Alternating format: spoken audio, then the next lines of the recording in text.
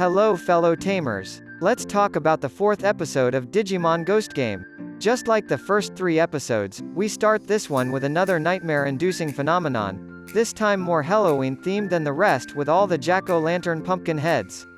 So this time around, the mystery is that some children are being taken by a jack-o'-lantern figure for Halloween decoration. This is not so scary at first, but later it becomes real scary when they show what Pumpmon does to those kids. It seems like me saying that Hero's thing is being reliable is indeed true. In this episode, Ruri just asks for his help decorating the school for a Halloween event despite him having nothing to do with the event. Plus Ruri just met him last episode, which is presumably just a few days ago. And this? Shipping maybe? Oh. Also we get to see more of the Digivice V's function. During this scene, Hero mentioned that Ruri told him of how the Digivice can make their partner Digimon go back to the hologram form, thus invisible to other people.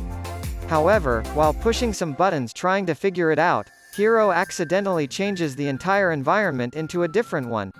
Now this is a double reference to the original form of Digivice V being the Vital Bracelet and also a reference to Digimon Cross Wars.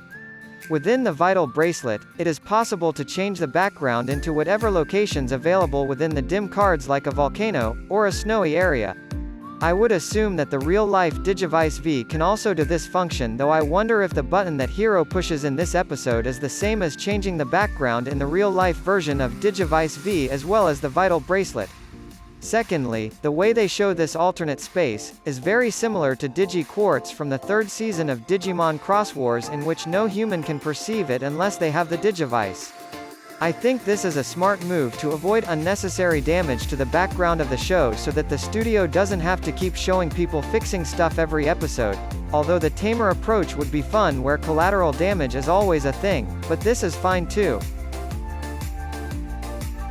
Alright, so the star of this episode is again an ultimate level Digimon, in this case being Pumpmon.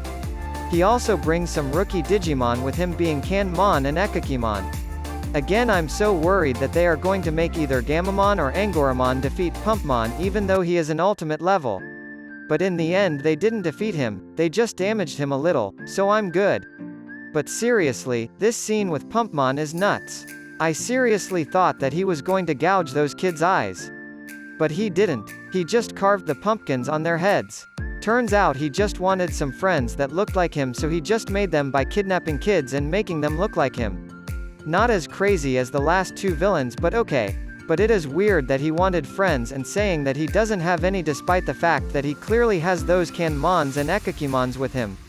I wish that Pumpmon would give a better reasoning for his action, but that's okay. But so far this is my least favorite episode because Pumpmon is not crazy enough. Oh, also Angoramon explains a little about the digital world in this episode. Apparently in this anime, the digital world is formed through some kind of AI virus and the gate to the human world just randomly opens once in a while.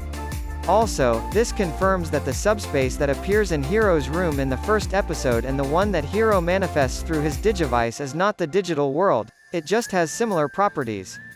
Angoramon also explains that Digivolution usually only occurs after a long period of time for Digimon and it is supposed to stick.